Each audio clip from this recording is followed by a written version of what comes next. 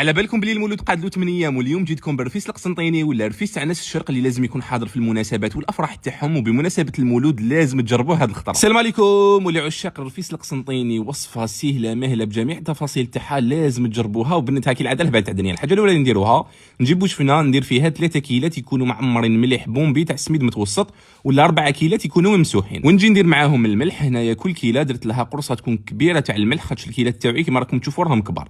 خلطت الملح مع السميد ونروح نجيب الكيله تاعي نفسها اللي خدمت بها، ندير فيها نص كيله تاع الزبده دايبه ونص كيله تاع الزيت، ونجي نبسسهم مع السميد بهذه الطريقه. شوفوا بسوهم مليح حتى وين تشوفوا بلي هذاك السميد شرب مليح لدم تاعكم.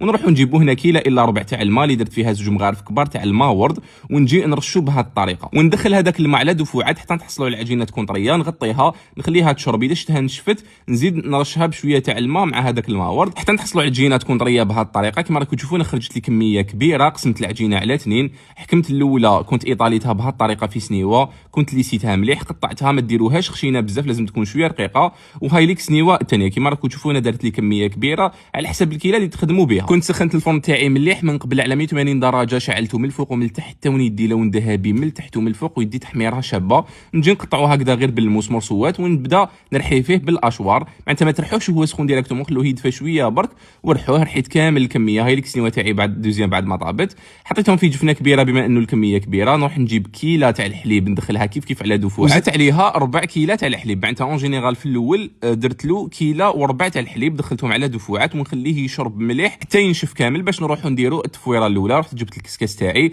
حطيت فيه كامل الكميه بهذه الطريقه. نسيو كيفاش نديروا فتحه في الوسط هكذا باش يخرج هذاك الفوار، وما تغطوش عليه. نحطوه فور التفويره الاولى واحد 20 دقيقه، نحطوه في الجفنه نفتحوه مليح. هنا درت له واحد 7 مغارف، روحوا حتى 8 مغارف تاع السكر.